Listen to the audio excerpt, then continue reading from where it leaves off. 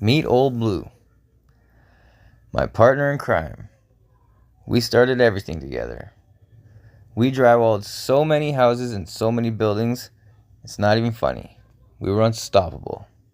But as you know, and I mean this with no disrespect, but a lot of people in the drywall industry turned to drugs and alcohol, myself included. And well, 17 months ago, I decided to take my life back. But Old Blue just wasn't ready. But recently, Old Blue reached out and she said she's ready to fight the good fight. She's in rough shape, but ready to take her life back. This is the condition she's in at the moment. Please follow her journey and feel free to give any tips and tricks to make this a speedy and safe recovery.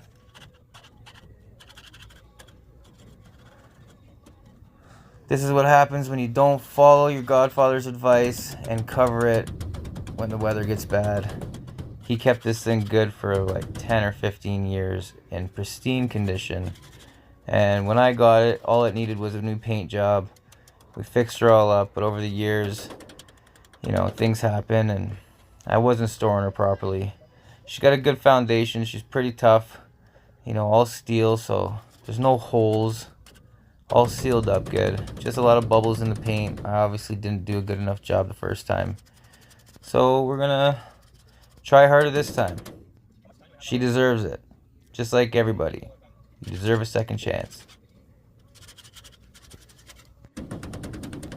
I really don't know what I'm doing. That's why I'm using a mud knife. It's what I had in my basement, just to make it a little easier. I was gonna use a sandblaster, but my compressor doesn't work. I don't know what's wrong with it, so I'm trying to figure that out. So we're doing the best we can. I'm gonna scrape all these bubbles off. I'm gonna sand it up after, and then get some trim clad and repaint her up. Maybe give her some fresh new paint. Give her a new look. Get her hair done. I chose alcohol to cope with the fact that I'm a dumbass and chose drywall as a career.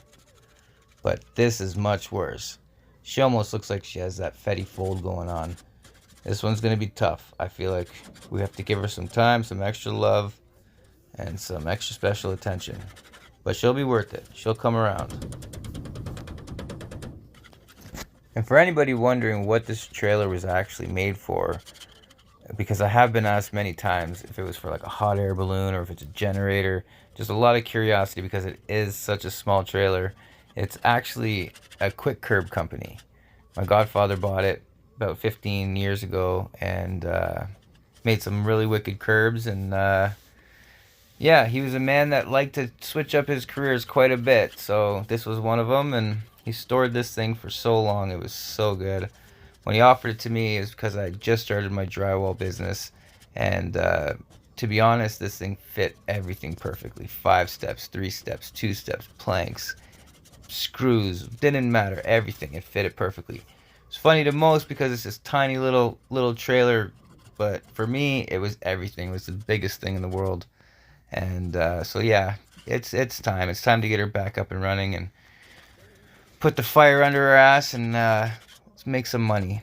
I'm gonna start probably scrap metaling with her at first just to get things going, and I have some plans. I have some ideas, some future ideas with her, and we'll see where she goes. Obviously, stay tuned, and we'll see the updates, and I'll keep you posted. When I bring up the fact that I was an alcoholic, or I guess am an alcoholic, I don't do it for pity, and I don't do it for views, and I don't do it for any of that. I do it so that maybe I can share what I went through. Maybe it can help somebody else make some better decisions. I know the decisions that I was making, and I'm holding myself fully accountable.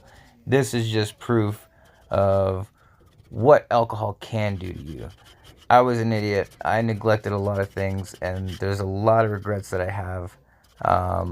But I'm a better man now, and I'm fixing everything that is broken. And so this is just one of the steps that I'm taking to make sure that, I make the right decisions. I don't know. I'm blabbing on. But yeah, You guys are going to see something real funny here soon. I thought I was tough, but I was proven very wrong. At least you know that I won't be the one going around cutting chains and stealing bikes at nighttime or something, you know?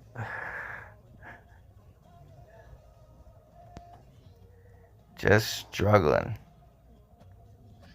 I thought I was going to cut through this like butter, but that's not the case.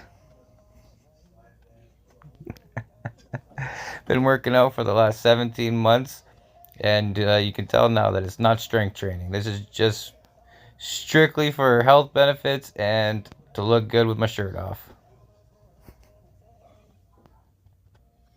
I'm glad my wife and kids weren't there to watch me, because this took a lot longer than I expected.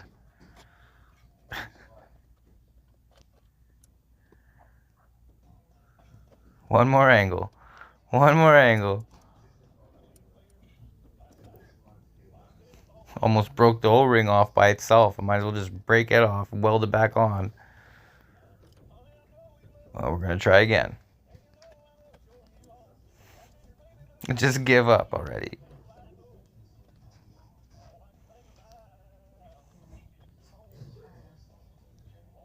I'll blame it on the fact that yesterday was arm day.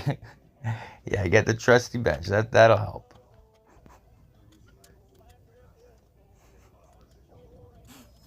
I thought if I got up on this bench and got some leverage that maybe that was the issue, and I just popped this lock, but apparently I bought some pretty good locks, because this sucker wasn't going anywhere. Try another angle. I hope the neighbors weren't watching this.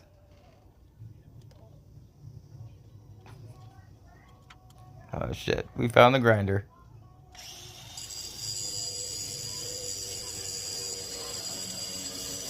A grinder with a really shitty blade, I might add. This thing took a lot longer than I expected to.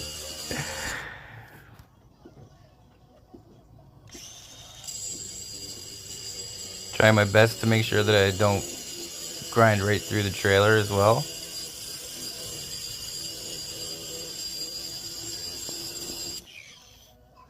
Just so you know, doing these voiceovers is a lot harder than I thought.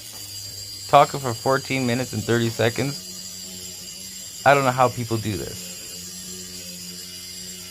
I spend so much time on this lock that I could have had this whole side sanded and primed and probably finished by now. Trusty bolt cutters again.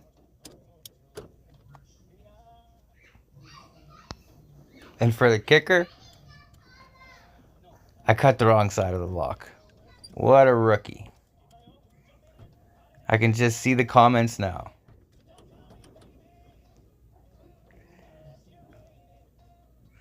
This is the look of defeat. Like, please break. Please break. But not the O-ring. Please break. Ah, shit.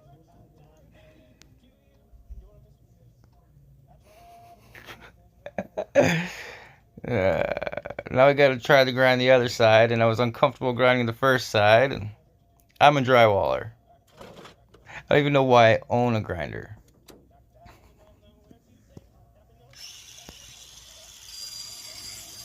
That's why I had bolt cutters. I just remembered why I have these bolt cutters in the first place. I had a storage unit up in Aurelia, and when I got there to get my storage, I didn't have my key, and the storage unit was closed, so the guy told me over the phone that I could cut my own lock. So we went to Canadian Tire and got a hacksaw, which was my dad's advice, and that was a laugh in itself. We spent half an hour trying to cut this lock and never even put a scratch in it. So back to Canadian Tire we went to get the bolt cutters, and that lock cut like butter. So therefore I assumed this one would as well. And that's just me posing, telling you that these muscles are just for show.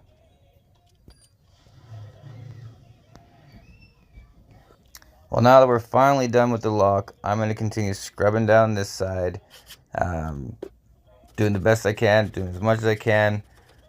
But I'm not going to sit here and bore you guys any longer. I'm not the most entertaining person to listen to. So if you want to keep watching, keep watching. If you don't, you don't. but I appreciate you being here, and feel free, like I said, to let me know if you have any advice on what route I should take to make sure that I bring this up to like tip-top shape. I don't want to make the same mistakes I made the first time. So yeah, I'm blabbing on again. I appreciate you for watching, and stay tuned. I'll update something tomorrow for sure. Love ya.